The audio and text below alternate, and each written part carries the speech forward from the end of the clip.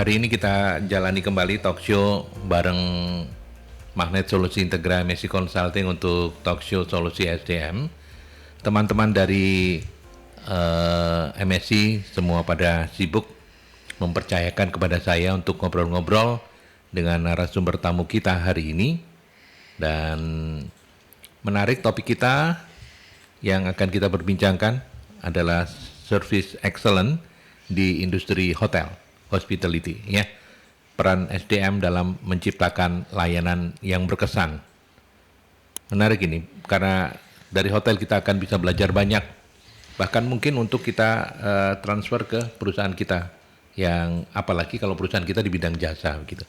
Hari ini saya sudah bersama Mbak Ari Anggraini Maya Dewi, SPSI MM, yang lebih akrab dipanggil Mbak Maya. Mbak Maya, koreksi nama kalau saya salah, benar ya? Betul, Pak. Betul ya. Mungkin lebih dekat ke mikrofon. Siap, betul. Ya, Mbak Maya ini adalah Human Resources Manager Art Hotel ya. Art Hotel Hayamuruk Surabaya. Art Hotel Hayamuruk Surabaya. Atau kalau dulu ini adalah Sutos ya, Betul. Surabaya Town Square. Betul. Ya. Dulu Art Hotel TS Suite, Pak. Sekarang Art Hotel TS Hayamuruk ya. Ya. Sekarang udah dari awalnya kan TS Suite ya, terus kemudian di take over sama Art Hotel, jadi Art Hotel Hayamuruk Surabaya. Sekarang diganti Art Hotel Hayamuruk Surabaya. Oke. Mulai kapan itu, Mbak? Kalau Art Hotel TS Suite itu 2022, Pak. Jadi di take over Art Hotel itu mulai 2022 setelah pandemi. Terus mulai tahun ini kita jadi Art Hotel Hayamuruk. Kan kebetulan di Jalan Hayamuruk di ya. Jalan Hayamuruk. Jadi untuk lebih memudahkannya menjadi Art Hotel Hayamuruk seperti itu. Ternyata cukup ini juga ya, dinamis ya pergerakannya ya. Karena Iya. dulu memulainya dari pojokan itu jalan apa itu? Dr. Sutomo. Masuk Dr. Sutomo Iya, ya. itu Art Hotel pertama itu, Pak. Iya. Itu sekitar 2012. Artinya itu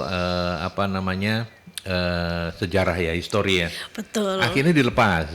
Akhirnya itu untuk pengembangan dilepas dan kita berdiri di Jakarta. Jadi Art Hotel Group Setelah Art Hotel yang di Dr. Sutomo itu ke Jakarta langsung dulu? ke Jakarta. Langsung ke Jakarta untuk Art Hotel Group, langsung buka di Jakarta dan Bali. Waktu itu? Ya, itu sekitar 2016-an. Jadi 2012-an itu yang di Regantris itu sekarang. Terus kemudian ke Jakarta. Nah, setelah itu mulai ada pengembangan yang cukup pesat. Jadi mulai 2016 ke 2020 itu sudah 50 unit hotelnya. 16 ke 20 sudah 50. Sudah 50. Lah 20 ke 2026 ini sekarang sudah sekitar 150. Itu boleh nggak dikasih tahu ketika pandemi itu masih mengembangkan juga? Masih. Oh iya. Ketika pandemi itu masih. Jadi kalau sebagai informasi untuk Art Hotel Group sekarang itu saat ini ada beberapa ini juga. Jadi ada MPHG itu Max One Group. Itu juga sudah under Art Hotel. Ada DHM itu Davam. Itu sudah. Kemudian ada Kiryat gitu. Jadi kalau Art Hotel Group di Surabaya sendiri itu sudah ada Art Hotel Hayamuruk, Max One Tidar, Max One Dharma Husada, Davam Pacific Cesar, terus Night End di Gunung Sari, Night End di yang satunya itu Night End yang di mana itu Kedung Doro. Tuh. 7 berarti. 7. Belum yang di Jatim. Di Jatim itu ada Art Hotel Bromo. Kemudian ada Art Hotel, ada Maize, Pak. Maize itu juga under Art Hotel yang di Sumeneb. Itu juga. Iya. Intinya boleh dibilang di seluruh wilayah Indonesia begitu ya. Itu sudah 150. 150 itu kalau saya disuruh nyebutin semua kayaknya enggak kelar-kelar. Kapal ya. Masih lebih mudah menyebutkan Pancasila karena cuma 5 ya. Iya, betul. Atau boleh dibilang Art Hotel sekarang nama holdingnya apa? Art Hotel Group. Art Hotel Group. Art Hotel Group itu untuk yang lokal jadi yang terbesar ya. Insya Allah, Pak. Iya kan? 150 ada lawannya nggak? 150. Kayaknya belum ada ya. Yang lokal loh ya. Yang lokal. Bukan yang memang kalau dari grup. segi visinya Art Hotel Group ini memang dia ingin menjadi leadingnya untuk chain nasional, Pak. Menjadi leadingnya chain nasional, tapi dengan pelayanan service excellent yang dia tidak hanya nasional, internasional seperti itu. Ya, dari 150 itu bintangnya juga macam-macam. Ada yang bintang 5. Ada yang bintang 5. Kalau Yang bintang gimana? 5 contoh, kalau bintang 5 itu ada di Jakarta itu ada Art Hotel Mankuluhur. Itu bintang 5, ada Art Hotel Gelora Senayan itu bintang 5. Terus kalau di Bandung itu ada Art Hotel Bianti itu bintang 5. Iya, iya, iya.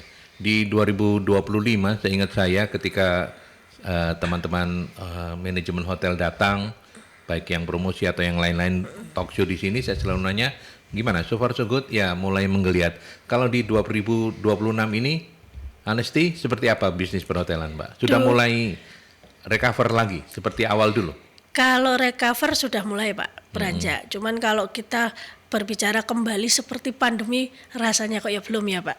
Gitu ya. Karena bisnis perhotelan ini kan juga memang naik turunnya mengikuti kondisi. Contoh waktu 2 tahun yang lalu sempat drop karena ada kebijakan-kebijakan pemerintah gitu kan. Nah, Ketika pandemi? ketika pandemi itu kebetulan di tempat saya masih close Pak. Jadi yang Art Hotel TS Suite waktu itu pandemi Sutos itu kondisi kan memang tutup. Setelah buka langsung di take over sama Art Hotel. Nah setelah itu mulai naik. Gitu. Kalau so far alhamdulillah di tempat saya itu walaupun kondisi naik turun kita masih stabil. Jadi sempat kan kondisi di hotel-hotelan yang terutama yang mungkin di area-area wisata itu sempat yang drop itu alhamdulillah di tempat kami itu masih stabil. Seperti itu jadi ya Sekarang udah mulai sudah jauh lebih baik. jauh lebih baik. Tapi kalau mau dibilang sebelum pandemi, kayaknya belum ya. Kayaknya belum kalau Tapi sebelum tenang aja Mbak, itu ini. nggak sendirian kok. Karena bahkan bisnis apapun sekarang ini Iya, ya, sepertinya. apalagi kena geopolitik Timur Tengah yang kayak begitu dan lain sebagainya. Tapi so far so good ya. So far so good Pak, so Oke, far so good. oke, ya. Mudah-mudahan makin so good nanti ya Siap. ke depannya. Dan hari ini kita datangkan Mbak Maya tidak melulu kita akan bicara tentang kinerja perhotelan termasuk juga Art Hotel Group, tapi kita bicara soal service excellent di industri perhotelan. Mungkin saya bisa mulai dengan pertanyaan begini. Dalam industri hotel, mengapa kualitas layanan seringkali jadi penentu utama kepuasan tamu dibandingkan faktor yang lain? Oke, kenapa kok kualitas? Sekarang kalau kita lihat hotel itu bisnis yang saingannya banyak, Pak. Ya kan? Gitu ya? Saingannya banyak. Lah, kelebihannya terima kasih. Kelebihannya hotel di mana? Pelayanannya, hospitality-nya. Kita kan sering dengar hospitality. Mungkin perbedaan antara bisnis di hotel dengan bisnis di perusahaan adalah di hospitality-nya. Lah, hospitality ini bisa dirasakan tamu dari mana? Servisnya. Jadi service. Tidak hanya misalnya contoh nih. Kalau kita sama-sama hotel, sama-sama bintang 4, fasilitas hotel orang bisa ngerenov. Kamar bisa direnovasi, Betul. restoran bisa direnovasi gitu kan, bisa diperbaikin. Sebagus-bagusnya hotel itu jiwanya adalah di pelayanan. Di pelayanan ya. Jiwanya di pelayanan, berarti di mana? Di karyawannya. Nah, contoh bayangkan aja tamu itu datang ke hotel untuk apa? Untuk refreshing, untuk istirahat. Terus pada saat dia di depan, yang nyambut security dia sudah merengut. Otomatis kan feel-nya jadi jelek. Ya. Tapi ketika misalnya beliau masuk, datang, mulai dari depan aja security sudah senyum, DFO sudah menyapa. Akhirnya tamu merasa diterima. Tamu itu merasa yang tadinya dia pengen Feel at home lah ya. Iya, dia pengen istirahat itu jadi nyaman. Nah, itulah service excellent yang harus kita lakukan. Seperti itulah bedanya. Jadi gimana yang membedakan antara hotel satu dengan hotel yang lain? Ya servisnya. Dia servisnya. Iya, Itulah servisnya. kenapa ketika bicara industri hotel, layanan itu sudah jadi number one begitu ya. Iya. Yang paling harus dikejar gitu. Dan itu artinya bahwa SDM-nya juga harus mendukung untuk itu. Betul. Ini gampang untuk diucapkan, betul ya Mbak ya? Betul, Pak. Tapi nanti kita akan belajar banyak bagaimana Mbak Maya mesti berpikir keras untuk bisa menjagai. Karena kan namanya manusia itu kan selalu naik turun ya. Betul, betul Pak, ada emosinya, moodnya. ada moodnya gitu ya. Ada moodnya, terus ada selain itu juga namanya manusia itu kadang ada kepentingan pribadi yang mungkin dia habis ada masalah di rumah, yang ada masalah di ekonomi dan sebagainya. Tapi kalau namanya dia harus kerja di hotel, ketika dia masuk pintu hotel sebelum mulai bekerja itu dia harus ngaca dulu nih. Iya. Bisnis jasa memang kayak begitu. Kami dulu ini cerita sedikit ya. Kami dulu di radio juga diajari seperti itu, Mbak. Itulah kenapa di era saya, mungkin di era sekarang ini tidak terlalu masuk ya. Di era saya penyiar tuh quote unquote ya wajib ganti nama. Supaya apa? Supaya katakanlah saya itu kalau siaran namanya Aldi. Sekarang Mbak Maya harus memanggil saya Aldi. Begitu mikrofon ditutup namanya saya ganti Rudi. Oh begitu. Jadi ada nama panggung ya? Iya. Kenapa dibuat seperti itu? Karena keyakinannya adalah ketika saya disebut sebagai Aldi maka saya nggak boleh susah, saya nggak boleh marah, saya nggak boleh back mood, pokoknya nggak boleh yang jelek-jelek. Saya harus ceria, saya harus kelihatan bahagia. Karena apa? Karena suara saya ditunggu orang untuk menyemangati. Kurang lebihnya sama ya? Kurang lebihnya sama. Kalau di hotel itu Pak, kita karyawan sebelum masuk itu kan harus ke locker dulu tuh. Dia nggak cuma naruh tas, gitu naruh ya? beban hidup. Jadi itu ya, analoginya kayak begitu ya? Analoginya gitu. Kenapa kalau di locker karyawan tuh ada kaca itu yang sebesar badan. Jadi ketika kita masuk, anak-anak itu harus ngaca Pak. Mulai dari rambut sudah rapi belum, baju sudah rapi belum, name tag sudah dipakai, dan yang paling penting mukanya nggak boleh kusut. Sudah bisa senyum boleh, nggak peduli dia habis berantem, nggak peduli dia lagi bad mood, nggak peduli dia lagi misalnya yang cewek lagi ada halangan dan sebagainya. Ketika dia sudah sampai dia harus ngaca. Kalau dia nggak bisa senyum dia nggak boleh masuk. Ketika sudah bisa senyum, dia sudah bisa menaruh bebannya dulu di locker, kunci dulu, dia baru boleh masuk ke hotel. Ya, dia tidak perlu ganti nama karena orang nggak akan nanya Mbak namanya siapa Mas namanya siapa gitu ya.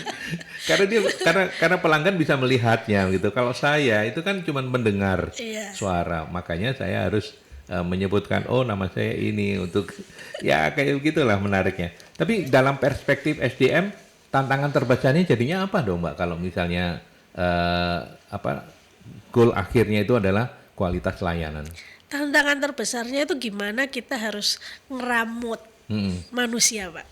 Karena service excellent itu kuncinya itu di human. Di human ya? Di human, dan itu memang dari awal PR-nya di HR. Gimana caranya, namanya manusia kan beda sama robot ya. Kalau robot itu ya stabil ngikutin ini, tapi kan nggak ada sentuhan personal. Sedangkan kalau manusia itu terkadang dia ada tagihan, terkadang ada cicilan, terkadang moodnya nggak ini, apalagi kalau Gen Z itu kadang kan naik turun lah. Itu kan kita juga harus ngeramut situ gimana mereka tetap stabil. Namanya tamu kan nggak bisa diprediksi ya Pak, kadang tiba-tiba datang marah padahal sebenarnya tamunya marahnya di luar tapi emosinya masih ke bawah lah. Kalau teman-teman kita ini, tim kita itu dia tidak terbiasa kerja di bawah tekanan atau tidak terbiasa menghadapi seperti itu, dia ikut emosinya naik turun. Sedangkan kami di hotel ketika berhadapan dengan karyawan, tamu mau marah seperti apapun, otomatis kita nggak boleh dong balas. Walaupun yang betul kita, otomatis mereka harus tetap gimana caranya mengatur emosi, tidak boleh mengelihatan sedikit pun emosi marah dan sebagainya, tetap harus tersenyum. Tetap harus tersenyum, tetap harus untuk menunjukkan bahwa mereka profesional. Nanti perkara tamu itu sudah masuk kamar, dia mau lari ke belakang nangis geru-geru silahkan. Tapi dia tidak boleh melakukan itu di depan tamu. Di depan tamu ya. Itu yang tidak mudah ya. Tidak mudah. Bayangkan kita harus melawan emosi kita, meredam emosi kita hanya sekedar supaya kita kelihatan ramah, supaya kita kelihatan servis kita kelihatan excellent dan lain sebagainya. Nanti kita akan lanjutkan bagaimana, pasti ini ada trainingnya dong ya? Oh ada Pak. Ada ya, oke. Nanti kita lanjutkan kembali, kita break dulu Mbak Maya, kita ke iklan dulu.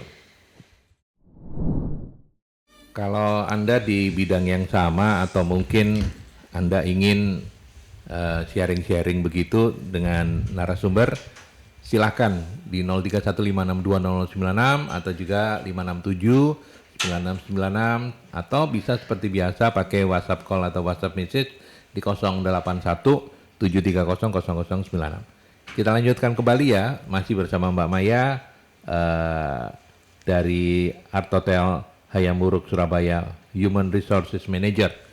Mbak, tadi kita sudah ngobrol-ngobrol tentang service excellent begitu ya. Nah, banyak orang melihat pelayanan itu, banyak orang memaknai pelayanan itu hanya sekedar, pokoknya ramah, pokoknya guyu lah, wes gitu ya.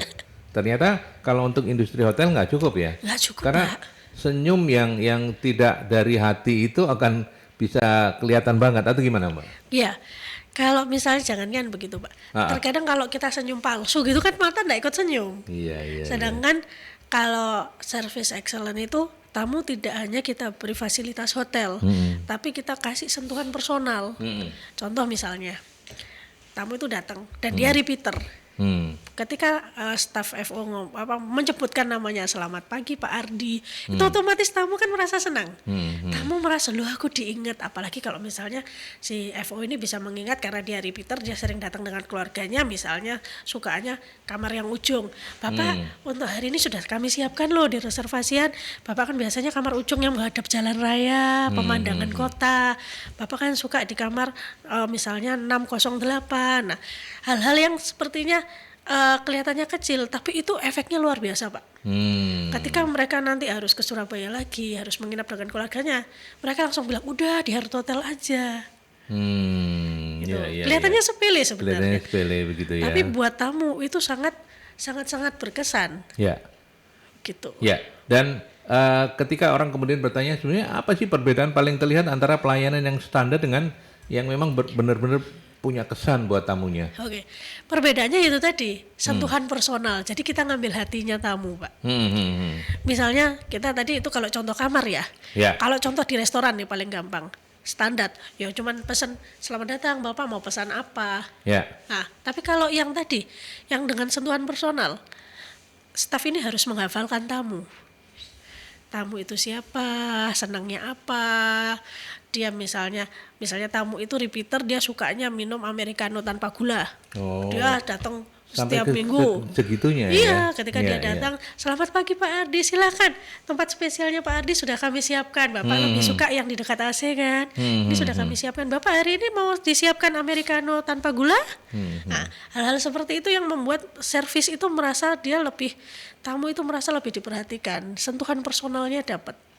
Seperti itu. Itu kalau di hotel itu terutama pasti yang front office ya, yang front office, waiter. Waiter yang berhubungan langsung dengan cash kontak.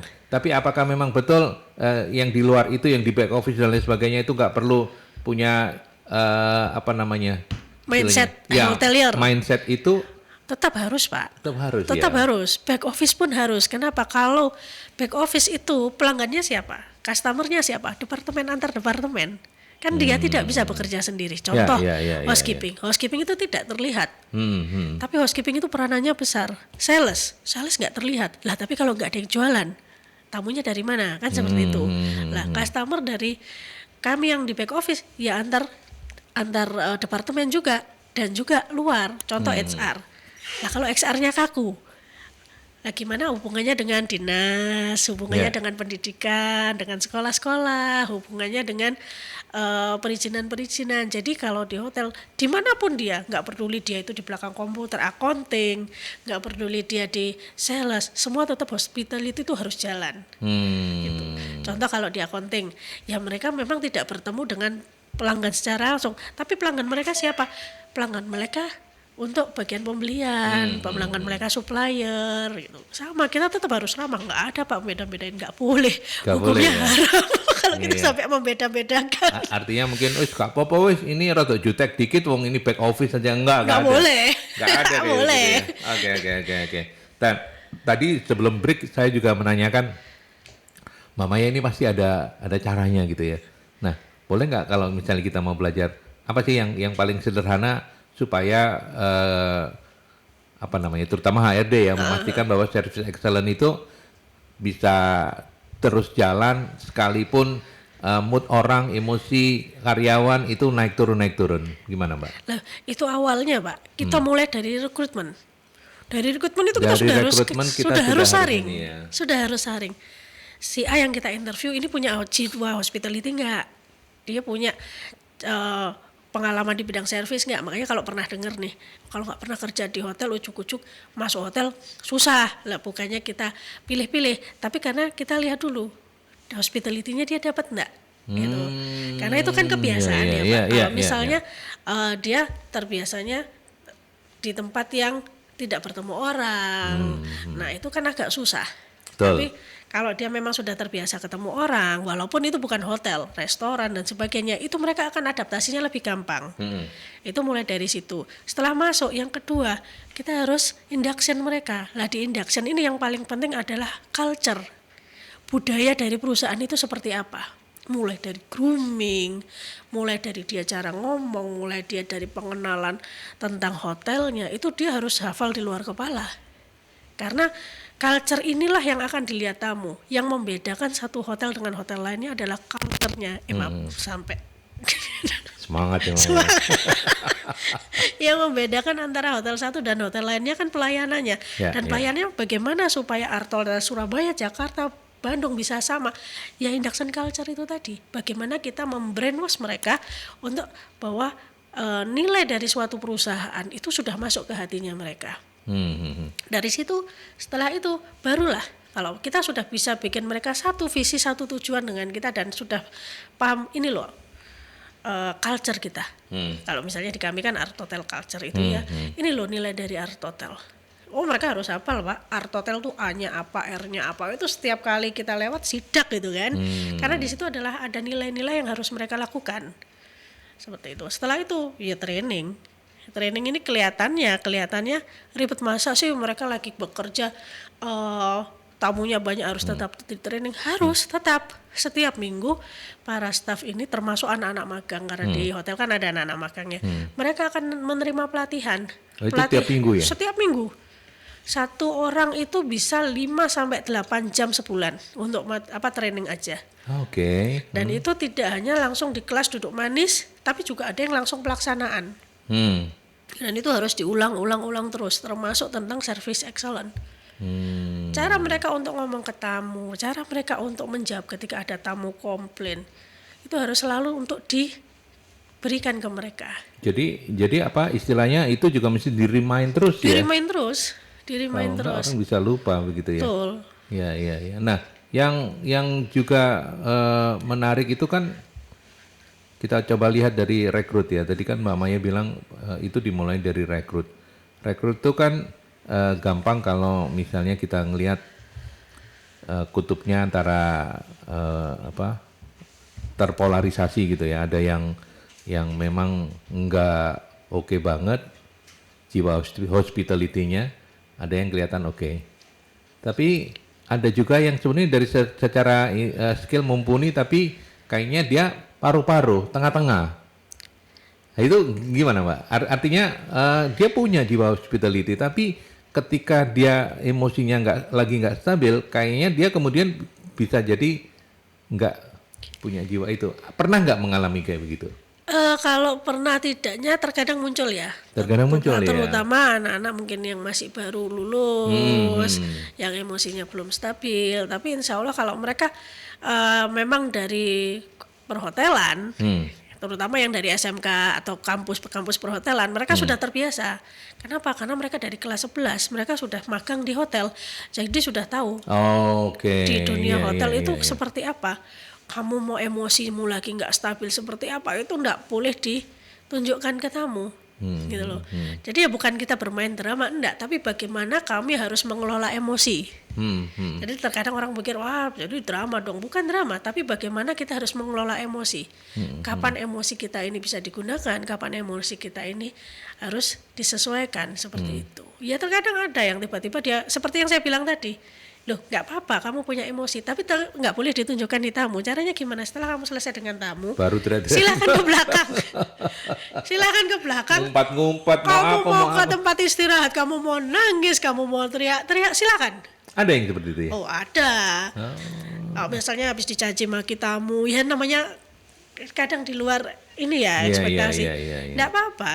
Tapi setelah itu jangan lupa dandan lagi, cuci muka, atur nafas, atur emosi. Iya. Kalau kamu sudah bisa senyum lagi, kalau kamu sudah bisa enak lagi, silahkan kembali ke depan. Ketika bicara soal service excellent, gender pengaruh ya. Artinya perempuan lebih luas ya. Oh, enggak juga. Semua juga harus ya? luas, Pak. Semua harus luas ya. Semua harus luas.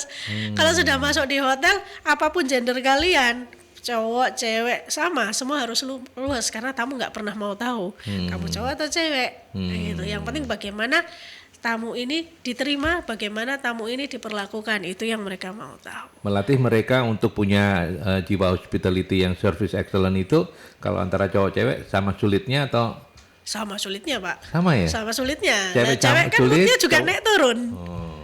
Cewek karena ada bulanannya juga, Ada itu bulanannya malah juga, iya. parah ya. Apalagi kan ada yang bilang cewek nggak mau salah loh, tapi kalau di hospitality nggak bisa. Nggak bisa ya. Iya. Oke. Jadi ya yang menarik. Nah, yang juga menarik kan Art Hotel Group itu kan sekarang sudah 150 ya. Nah, bagaimana kemudian kalau boleh tahu ya, bagaimana membangun corporate culture supaya seperti tadi yang Mbak Maya bilang, kalau Art Hotel mau nginep dimanapun, kualitas layanannya itu orang tuh bisa langsung iya, ini di Art Hotel. Art Hotel. Oh, aku nginep di Art Hotel nih. Bener nih. Piye, Mbak? Nah, seperti yang tadi kita cerita ya, gimana caranya supaya orang itu mempunyai standar. Oh, ternyata saya nginep di Art Hotel Surabaya, Jakarta, Bandung, di mana sama. Ternyata pelakuan karyawannya ke tamu itu sama. Ya. Nah, itu tadi, Pak. Begitu mereka masuk, itu pasti kita akan induction culture dulu. Kita brainwash itu seharian. Dan itu bisa diulang tiap berapa bulan sekali. Nanti dari segi kami HR-nya, itu setiap tahun kami juga ada pertemuan. Itu di brainwash ulang lagi. Terbaru apa, sekarang Hotel Art Hotel ini sudah berapa, di mana aja. Itu setiap bulan pun kami ada forumnya. Untuk mempertemukan semua HRD Art Hotel itu se-Indonesia. Setiap bulan. Setiap bulan. Jadi online. Nah, di situ kami tahu perkembangannya Art Hotel itu sampai mana. Dan di situ pun kami punya target training. Itu dipantau sama corporate, Pak. Dipantau sama corporate. Ini kantor holdingnya Jakarta. Jakarta. Ya? Oh, itu Jakarta. Di ya? Jalan Mawaria dipantau sama corporate. Training hour-mu sudah berapa? Untuk yang guest contact sampai gimana, service sampai gimana, dan mereka ada brand standard audit. Brand standard audit itu tiap 6 bulan sekali dari corporate akan datang. Itu yang dicek tidak hanya kebersihan, tidak hanya properti. Oh, karyawan dicek, jangan salah. Datang random cek, ditanya Art Hotel Culture itu apa, grooming standard gimana. Udah itu kayak sidak gitu ya? Kayak sidak begitu. Jadi hal-hal seperti itulah yang akhirnya membentuk jiwa dari si karyawan ini. Di situ pun kita ada panduannya lengkap dari corporate itu.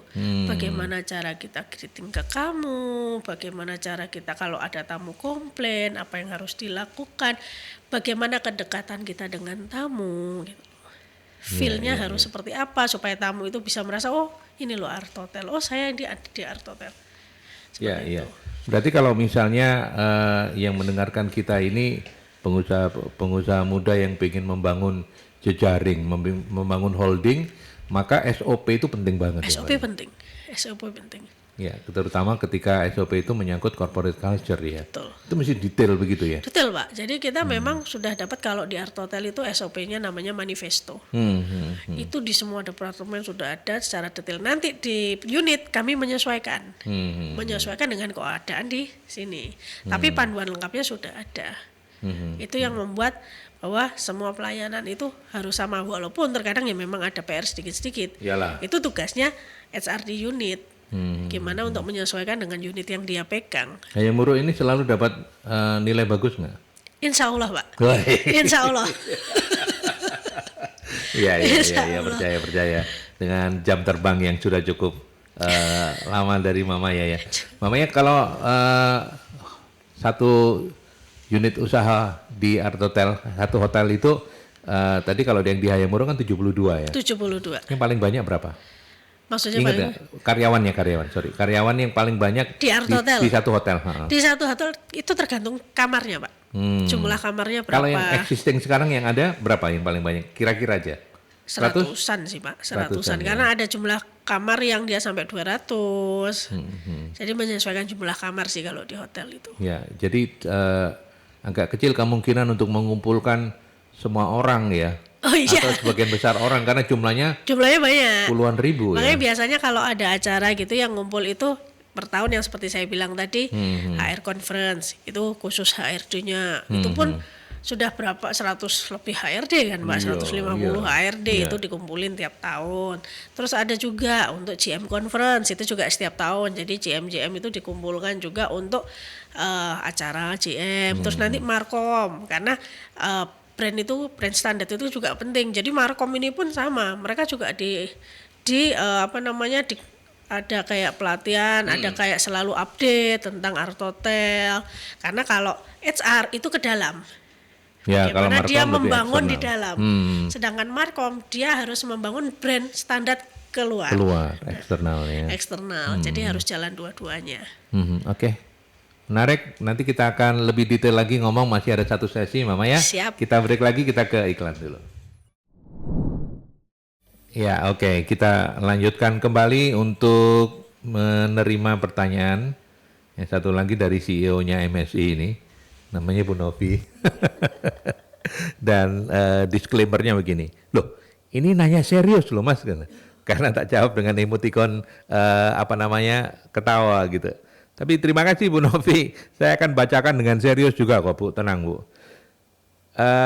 Untuk Mbak Maya, ketika merekrut karyawan, syarat dasar apa yang harus dimiliki calon karyawan, terutama untuk mengetahui tingkat quote-unquote ya, dalam tanda petik kesabaran calon karyawan. Itu pertanyaan pertama. Lalu yang kedua, bagaimana cara ngetes seseorang punya basic service excellence yang bagus? Oke. Mengetahui tingkat tes. Oke. Ketika kita interview ya. Ketika kita sudah terbiasa di dunia hospitality, Pak. Ketika kita interview, yang paling banyak kita tanyakan adalah tolong ceritakan hal-hal apa saja yang pernah kamu lakukan. Misalnya misalnya kita ke FO, ya kan? Tolong ceritakan tuh ke saya bilang gitu kan. Kamu pernah dapat komplain apa aja? Gitu. Saya cuma nanya gitu biasanya. Komplain apa aja yang sudah pernah kamu terima dan bagaimana caramu untuk menghadapi? Kita tinggal dengerin. Nah dari situ mereka akan cerita. Satu komplain. Dari situ kita cerita. Dari cerita itu kita kan bisa terasa ya Pak, mana yang bohong, mana yang enggak, dari gestur mukanya, dari mimik wajahnya, dari cara dia melihat aja kita sudah tahu, oh anak ini bohong, oh anak ini serius, oh anak ini cuman ngomong tok gitu kan. Kita kalau sudah pengalaman kayak Mbak Maya gitu, ngelihat orang bohong nggak bohong gampang ya? Ya dibilang gampang ya enggak Pak, itu kan sebenarnya kebiasaan juga ya, dan kebetulan memang saya dari basic psikologi. Dari psikologi, ya oke. Kita sudah ngerasa di situ. Ya jadi, itu untuk ngetes tingkat kejujurannya, bohong apa enggak kayak gitu. Terus? Dan dari situ, dari dia yang ceritakan kita tahu, oh nah ini kok sama tamu ikut marah. Wah dia pengelolaan emosinya nggak bagus ini. Itu customer handlingnya dalam tanda tanya gitu ya. Lah kok dia ikut tamunya habis, atau dia cerita, oh iya Bu ada gini loh, tapi kan yang salah tamunya Bu. Walaupun dia tidak mengungkapkan, dari situ kan kita bisa melihat, anak ini emosinya belum stabil.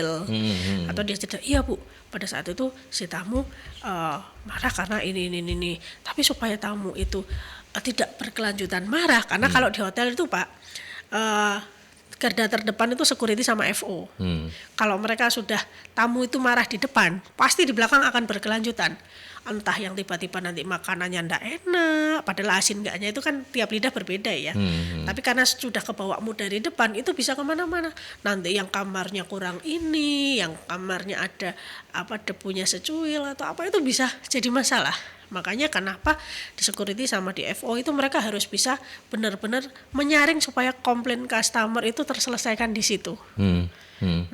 Nah dari interview itu pun kita sudah mulai menyaring nih, anak-anak ini mampu enggak di situ, sanggup enggak di situ. Itu untuk yang handling bagaimana tingkat kesabarannya. Okay. Kalau yang kedua tadi? Punya ngetes seseorang punya basic service excellence yang punya bagus. basic service excellent. Pertama selain kita lihat dari CV, tapi biasanya kalau CV itu saya nggak begitu percaya karena terkadang CV itu buatan. Betul. Nah, bagaimana cara kita ngetesnya? Seperti tadi, minta aja dia akan bercerita. Jadi kalau kita sudah terbiasa nginterview itu, yang akan banyak ngobrol itu mereka, bukan kita. Secara tidak sadar mereka akan menceritakan tentang hidupnya. Mulai dari dia ketika di kerjaan pertama sampai kenapa dia keluar, itu pun kita tanyakan. Kenapa sih kamu kok keluar dari pekerjaan itu? Nah di situ kita juga bisa mengukur tingkat stresnya dia. Kalau dia iya Bu, di perusahaan yang lama itu enggak enak atasannya ini. Kalau dia begitu kan berarti si anak ini enggak begitu kuat di bawah tekanan. Si anak ini tipe yang gampang mengeluh seperti itu.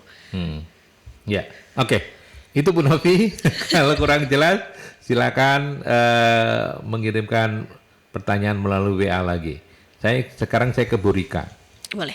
Terima kasih Bu Rika. Selamat pagi. Matur nuwun.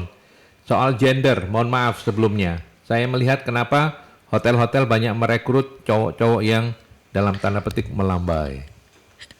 Apakah mereka ini memang seluas itu kerja di hotel atau ada pertimbangan lain? Saya nggak ikut dulu ya, Bu Rika. Bu Rika yang ngomong ini ya.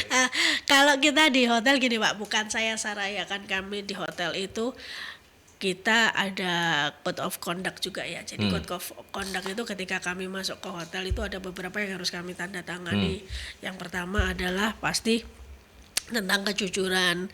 Terus yang kedua juga tentang kita tidak boleh untuk membeda-bedakan sara gitu ya. Terus yang ketiga juga misalnya kita tidak boleh ada harassment. Hal seperti itu. Jadi kalau di hotel itu semua manusia, entah itu wanita, pria dan sebagainya itu tadi, itu kita sama. Yang penting apa? Yang penting kita bisa melakukan job desk dengan baik. Yang penting kita bisa melakukan tanggung jawab dengan baik. Kalau dibilang kenapa kok di hotel banyak yang seperti itu? Loh, sebenarnya bukan banyak yang seperti itu. Ya memang kelihatan aja ada gitu. Tapi kok dibilang banyak sebenarnya ya enggak. Sebenarnya di tempat lain pun ada, tapi mungkin tidak terlihat. Nggak kelihatan. Gitu kan. Tapi kalau dipikir, loh apakah mereka luas dari segi apanya? Kalau ke customer, ke tamu, semua harus bisa. Semua harus luas gitu. Jualan, semua harus jualan. Tidak hanya sales kalau di hotel itu, bahkan anak housekeeping, security, HRD pun itu harus bisa jualan. Karena kalau di hotel semua orang adalah sales. Konsepnya seperti luas, ya semua harus luas. Ya. Gitu. Oke. Jadi itu jawaban diplomatisnya Ibu. Dari Bu Rika. Tapi intinya saya menangkap dari apa yang disampaikan oleh Mbak Maya tadi, Bu Rika, itu sebenarnya nggak ada pilih-pilih itu, ya kan? Semuanya itu basically itu adalah kalau misalnya entah cowok, entah cewek, siapapun, yang penting dia memang luasnya nggak dibuat-buat, orangnya jujur, kayak gitu-gitu. Itu kan itu yang jadi patokan. Betul. Iya kan. Bagaimana handling customer, bagaimana cara beliau bisa buat bonding sama customer, seperti itu sih Pak. Ya, oke. Nah, sekarang tadi di awal-awal Bu Maya, Mbak Maya cerita kalau bisnis perhotelan itu tingkat persaingannya luar biasa ya. Betul. Nah, itu kan berarti kinerja itu harus luar biasa. Luar biasa. Karena untuk bisa memenangi persaingan nggak boleh meleset sedikit pun. Nah, bagaimana kemudian Mbak Maya dan teman-teman di HR itu kemudian bisa tetap memastikan karyawan tetap bisa memberikan pelayanan terbaik meskipun pressure-nya cukup tinggi? Pertama, kita tahu dari mana misalnya tamu itu cukup puas dengan kita. Nah kan, bagaimana tamu itu puas dengan kita paling gampang lihatnya di guest comment. Nah, dari guest comment itu kita lihat nih.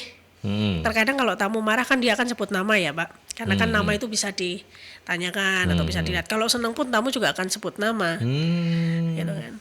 Nah, di situ nanti kita lihat selain dari guest kontak, dari komen, kemudian dari online, Traveloka dan sebagainya, terus dari tamu-tamu. Nah kita akan sharing nih nanti.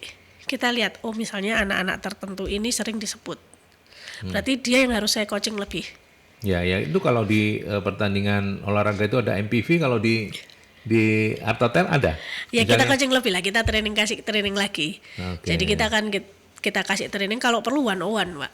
one on one ya. Jadi saya panggil ke HR, kita briefing lagi, kita latih lagi, seperti itu. Untuk memastikan moodnya mereka itu tetap terjaga. Karena kalau di hotel itu kita nggak bisa memastikan kita tidak bisa memperkirakan keadaan. Oh misalnya si A ini karena dia gampang grogi kita taruh di kondisi sepi, seperti itu kan? Nggak bisa. Kenapa? Karena tiba-tiba jam ramenya hotel itu nggak mesti, nggak cuma check out check in. Tiba-tiba kalau misalnya ada grup terus datang tengah malam, otomatis anak-anak yang dia standby malam pun harus siap. Atau ketika long weekend, peak season, gitu kan, dia harus ready. Jadi tidak ada yang namanya si A ini dia nggak begitu tahan, saya taruh di sepi. Oh ini yang paling pintar saya taruh di jam rame. Nggak bisa begitu. Nggak bisa. Semua harus sama, semua harus tertrain dengan baik. Karena sewaktu-waktu tamu itu akan datang, jamnya nggak bisa diprediksi juga, dan mereka sudah harus well prepare. Semua karyawan yang dia sudah harus berdiri di FO, dia berdiri di waiter, dia berdiri di security, mereka harus siap dengan apapun keadaan yang mereka akan terima. Iya. Saya membayangkan kalau dulu ada istilah pengawasan melekat ya, waskat itu ya. Teman-teman di Mbak Maya dan teman-teman di SR ini melakukan waskat juga untuk karyawan-karyawan di hotel ya. Iya, kita di HR itu nggak cuman di belakang layar, Pak. Kita harus keliling. Harus keliling ya. Harus keliling. Untuk memastikan service excellent. Untuk memastikan service excellent. Bukan hanya service excellent, grooming itu juga harus dipastikan, Pak. Mulai apakah dia rapi, rambutnya rapi, jangan sampai ada bau badan, jangan sampai ada bau mulut, itu tetap harus kami pastikan. Walaupun mereka kerjanya pakai otot, mereka harus selalu wangi. Bahkan kalau di hotel pun, di locker pun ada tempat untuk mandi. Jadi ketika mereka misalnya habis membersihkan dan sebagainya, mereka merasa, aku waktunya mandi, boleh mandi dulu terus nanti kerja lagi, enggak masalah. Kenapa? Karena ketika menghadapi tamu mereka sudah harus wangi. Mereka sudah harus ganteng, mereka sudah harus rapi, sudah harus cantik. Habis makan itu yang cewek harus dandan lagi, yang cowok kalau perlu cuci muka. Waktu itu. Jadi HRD kalau di hotel tuh harus keliling. Jadi kita duduk di dalam itu hanya ketika kita mengerjakan laporan. Setelah itu kita harus, bukan sidang ya, tapi kita harus memastikan bahwa SOP ini jalan. Ya, dan mapping itu sudah benar-benar dilakukan oleh Mbak Maya dan teman-teman ya. Artinya si A, si B, si C itu A sampai Z-nya seperti apa sudah ada di kita referensi ya. Sudah harus tahu. Dan misalnya yang contoh tadi yang dia sering kesebut tamu gitu kan, kita kasih masukan. Kalau memang dia nggak bisa ya kita tanya. Ya. Nah, yang juga menarik sekarang kan eranya anak-anak Gen Z nih, sudah mulai masuk dunia kerja begitu ya. Mamanya dengan pengalaman yang cukup panjang gitu kan, dulu pernah menangani juga anak-anak milenial ya. Betul. Nah, ketika menyiapkan milenial dan sekarang menyiapkan Gen Z, ada perbedaan nggak? Sangat. Untuk service excellence. Sangat ada perbedaan. Sangat ada perbedaan. Perbedaannya apa? Ketika kita Gen milenial, kita diberi perintah, kita nggak akan nanya. Kita akan jalankan. Sedangkan Gen Z, kita kasih satu perintah, mereka nanya, kenapa aku harus gini? Gitu. Pertanyaannya itu pertanyaan yang, loh, ngapain gitu ya? Ya, nah itu yang kita harus bisa masuk ke situ. Jadi kalau kita di HR itu, kita harus bisa baca secara personal masing-masing. Karena perlakuan kami ke si A, misalnya dia umur 19, sama ke si B dia umur 25, sama ke si C dia umur 35 kan berbeda. Bukan karena kita pilih kasih, enggak. Tapi kita harus mengenal nih detail tentang si A, kita harus mengenal detail tentang si B, jadi kita tahu. Contoh misalnya, iya si A ini baru lulus, terus orang tuanya sudah nggak ada, terus misalnya dia tinggal dengan neneknya, sampai detail seperti itu kita harus tahu. Jadi kita tahu masuknya kemana nanti. Atau yang si B, dia anak yang dimanja sama orang tuanya, yang semua ada, jadi dia cenderung lebih gampang emosinya kesulut. Hal-hal seperti itu yang bisa mengontrol nanti bagaimana ke depannya. Kalau ditanya ada perbedaannya, ada. Karena bagaimanapun Gen Z ini lebih mudah percaya sosmed daripada percaya nasihat. Nah itu yang mau saya tanyakan lanjutan. Dalam diskusi bersama narasumber di perusahaan-perusahaan yang lain, yang barangkali juga di jasa, keluhannya kurang lebihnya adalah anak-anak Gen Z itu gampang mutung. Gampang mutung. Betul ya, itu memang Iya. Nah, itu kan artinya kan sekarang kan kalau mereka mutung itu kan pasti larinya ke sosmed. Nah ini kan berbahaya dalam tanda petik untuk hotel kalau tiba-tiba aku ini. Nah, makanya kenapa tadi ada code of conduct juga. Jadi code of conduct itu di situ juga ada tentang rahasia perusahaan. Nah, tentang juga bahwa kita dilarang untuk membongkar. Kayaknya semua ada sih itu, Pak. Kalau itu kan termasuk rahasia perusahaan. Udah masuk di situ ya. Artinya pencegahannya ada di situ. Pencegahannya. Tapi gimana caranya mendekatkan mereka? Sebenarnya mereka ini bukan susah Pak, enggak. Cuman kita harus tahu caranya. Nah mereka ini kan cenderung lebih senang dengan sosmed. Cuman terkadang keblabasan gitu aja kan. Nah gimana caranya kita itu bisa mengambil energi mereka yang positif ini tadi untuk membangun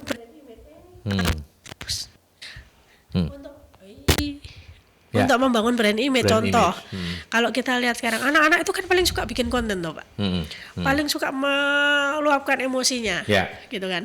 Gimana caranya ketika dia meluapkan emosinya, bukan hanya meluapkan emosi misalnya, oh aku tuh dimarahi ini, terus diposting, enggak. Tapi bagaimana mereka meluapkan emosinya itu dengan ikut membuat konten-konten positif untuk hotel.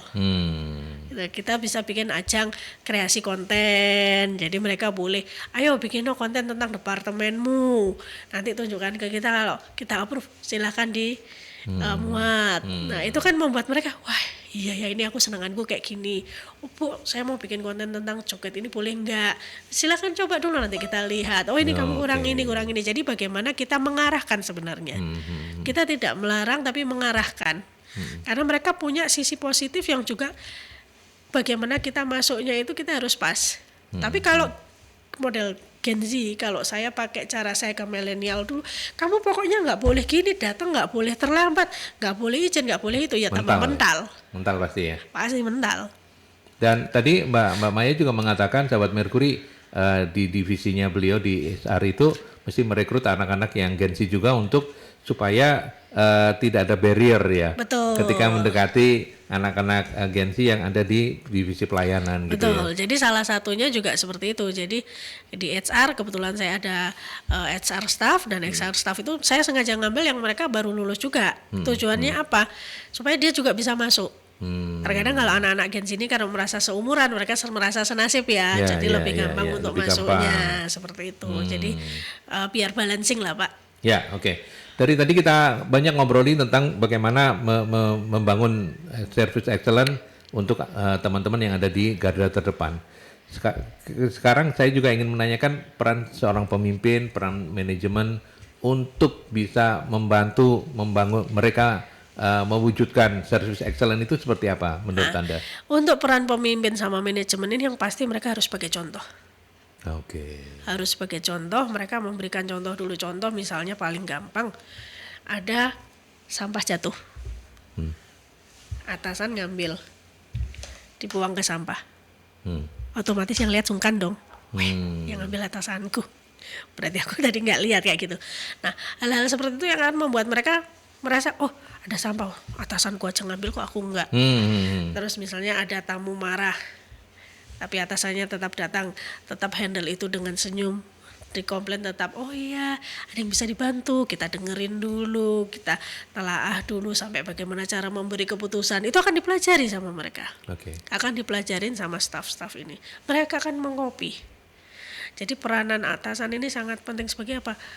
Dia harus sebagai contoh yang baik. Kalau atasannya baik, otomatis timnya akan baik. Ya. Tapi kalau atasannya sudah cuek, nggak mau tahu, terserah kamu, dia cuma di belakang komputer, ya otomatis anak-anak ini nggak ada contohnya. Mereka nggak bisa build benar-benar culture yang bagus itu gimana? Siapa yang harus tak tiru? Tapi ketika HOD kita, kalau di hotel itu kan ada HOD, ada Excom, ada GM seperti itu kan.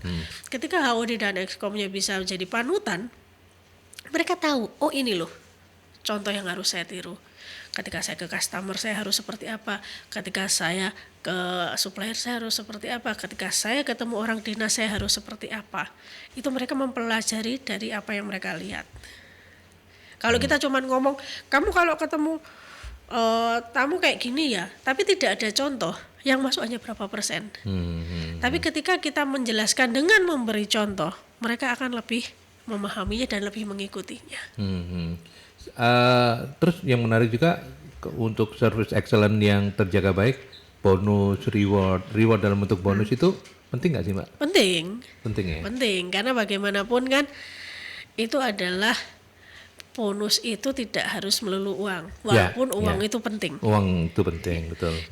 Bagaimana supaya karyawan itu merasa effortnya dia itu ada apresiasinya, diapresiasi gitu kan. Contoh misalnya yang paling gampang, dia habis dapat komen positif dari tamu, kan ada itu disebut namanya. Terus kita bikin misalnya di grup karyawan gitu kan, kita ada grup karyawan, kita bikin flyer, selamat ya sudah diapresiasi tamu, itu kan dia akan bangga. Nah temennya yang lihat, loh aku juga mau kayak gitu. Lah nanti yang flyer yang kita buat itu kan sama dia pasti akan diposting di sosmednya. Terus dia dapat apresiasi tidak hanya dari kami, dari yang lingkungan, dari apa, dari temennya, atau misalnya dia kerjanya udah bagus, karirnya naik, kita apresiasi dengan memberikan jabatan selanjutnya. Atau yang saya bilang tadi, kalau misalnya dia bagus, kita kasih apresiasinya, bisa kita ajukan untuk dia transfer ke unit lain dengan posisi lebih tinggi. Itu juga salah satu apresiasinya mereka. Tuh, atau misalnya untuk untuk biar mereka nggak terlalu jenuh, setahun sekali, setahun 2 kali kita outing. Wah itu yang paling ditunggu karyawan tuh Pak. Gitu ya. Setahun sekali, setahun 2 kali tapi kita outing. Tapi pasti nggak bisa semua dong ya. Biasanya dibagi 2 atau 3. Dibagi 2 atau 3. Iya kan nggak mungkin hotelnya ditutup. Lah iya. Dibagi 2 atau 3 seperti itu. Oke. Ya sayang sih waktu kita kayaknya terbatas ya. Sebenarnya kita masih pengen ngobrol banyak sama Mbak Maya. Tapi ya sudahlah. Pesan terakhir ini, bukan pesan terakhir ini. Closing statement lah, lebih enaknya ngomong gitu. Apa pesan bagi praktisi hospitality agar mampu menciptakan pelayanan yang tidak hanya baik tapi juga berkesan untuk semua tamu? Oke, kalau dari saya sih, ketika kamu melakukan sesuatu itu, lakukan dengan hati. Lakukan dengan hati, senangilah apa yang kamu lakukan. Ketika kita sudah cinta dengan pekerjaan kita, ketika kita sudah cinta dengan apa yang kita lakukan, itu secara otomatis hati itu akan ikut tersenyum. Tapi ketika kita misalnya kerja di hospitality tapi setengah hati, aku cuma disuruh orang tua kok gini, ya muka itu tidak akan bisa tersenyum maksimal. Betul. Kan. Jadi lakukan semua pekerjaanmu itu dari hati, lakukan sebahagia mungkin. Ketika kita bisa membahagiakan diri kita sendiri, tamu kita akan ikut bahagia. Karena tamu akan merasakan bagaimana pelayanan kita ke mereka. Setelah itu jangan lupa pakai sentuhan personal.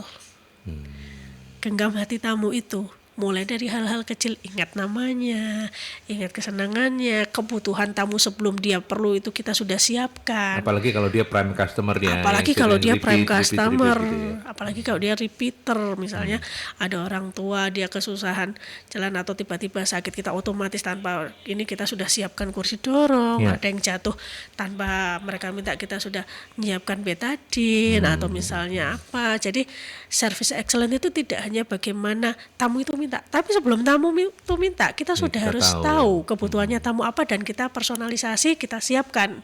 Itu aja sih. Oke. Terima kasih banyak Mbak Ari. Nama lengkap beliau adalah Ari Anggraini Maya Dewi, SPSI MM, Human Resources Manager Artotel Hayam Muruk Surabaya. Mbak Maya matur nuwun ya. Sama-sama. Saya tahu Anda sibuk tapi meluangkan waktu untuk ngobrol, luar biasa. Sehat terus Mbak Maya. Sukses untuk Artotel Group ya. Siap. Oke, baik. Saya Aldi menutup perjalanan kita di Talkshow Solusi SDM. Sampai ketemu dalam Talkshow Solusi SDM selanjutnya.